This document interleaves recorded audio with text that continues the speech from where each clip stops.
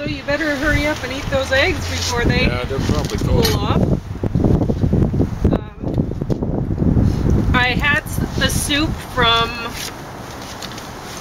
Page 225. 286.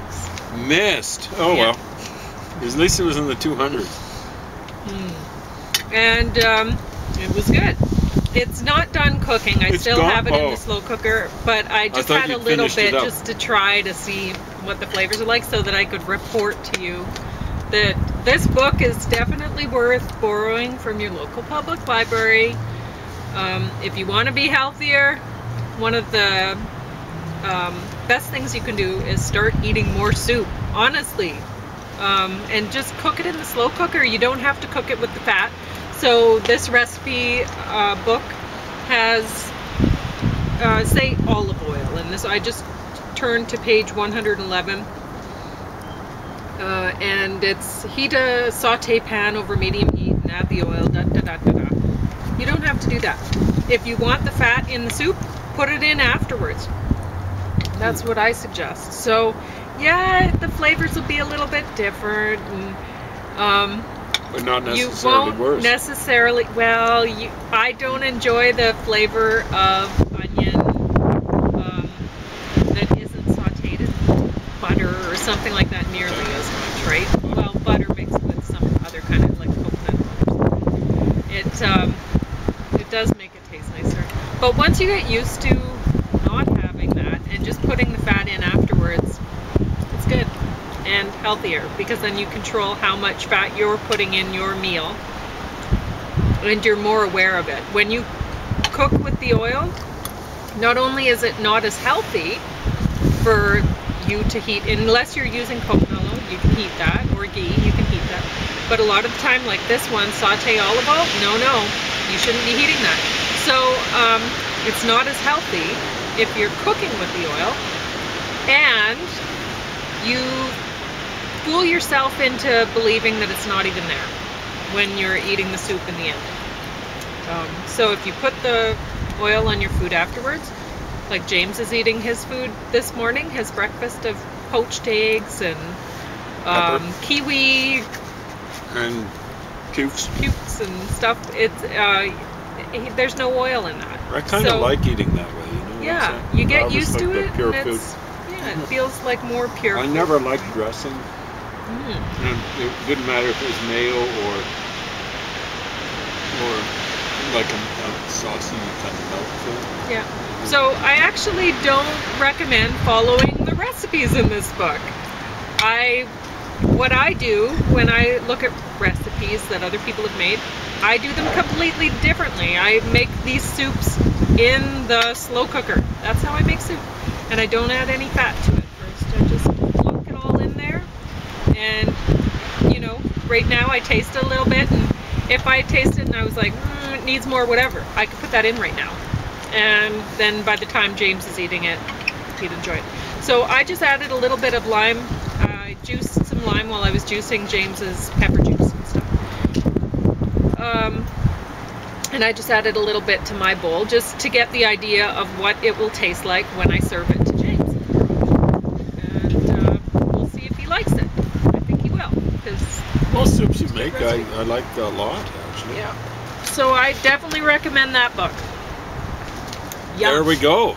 The flavors, I never would have imagined putting those flavors together on my own, honestly. I couldn't. Yeah, you were wondering, is that the one with the weird spices? Yeah. Yeah, there you go. Yeah, You've been strange thinking about that for 24 hours or more. Yeah. So, we're going to talk about Driven. Yeah. And, well, James will talk about it. Yeah. He watched it, I didn't watch it. I was busy doing some other things. I kind of gave the summary to you, so I'm almost like excited about it. So, as soon as I saw Jason Sudeikis, or whatever, however you pronounce his name, do you have any idea? I have no idea. I knew I was in for a good time, because you were saying he was in Bad Bosses, or what? Horrible Bosses. Horrible Bosses with Jennifer Aniston and one other guy in particular. The guy played the straight guy in that place so well. I knew I was in for a pretty good time. This guy who's playing John DeLorean here, well cast, not the greatest actor, but you know, like just well cast. Judy Greer, you were saying, like pretty good. She does a pretty good job.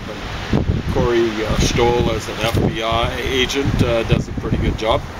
And so, yeah, I knew about John DeLorean. I've known about him probably for 35 years. Is that a long? 45. And to me, it was always the car, you know, the car that was featured in Back to the Future. And now that I know that it was a lemon, that makes it even funnier that it was the car that went back in time, right? Yeah, apparently it was a lemon. It was a clone. It might have worked out, you know. They'd have a bit more money.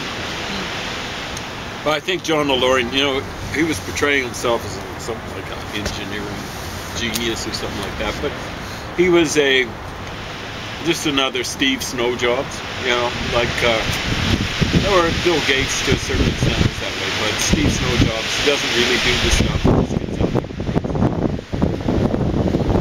So I don't know who was doing the actual designing. Maybe he actually did it. Maybe that's why it was such a bug. I don't know. But anyway, the part that I didn't know about is, I guess, spoiler alert. You know, this is, you know what's going to happen. So to finance the car, he got involved in a multi-million-dollar drug deal. The story goes from like $30 million worth of drugs. They paid $2 million. I'm not going to say what happens after that because it's there's an interesting ending to it. Yeah, and you definitely think it's worth watching, right? So. Yeah, exactly right. So at least if you're, I don't know, I think you would have enjoyed it. It's just it was. I'm not interested in cars. It's not about cars. It's about the way the FBI operates. It's it's about yellows.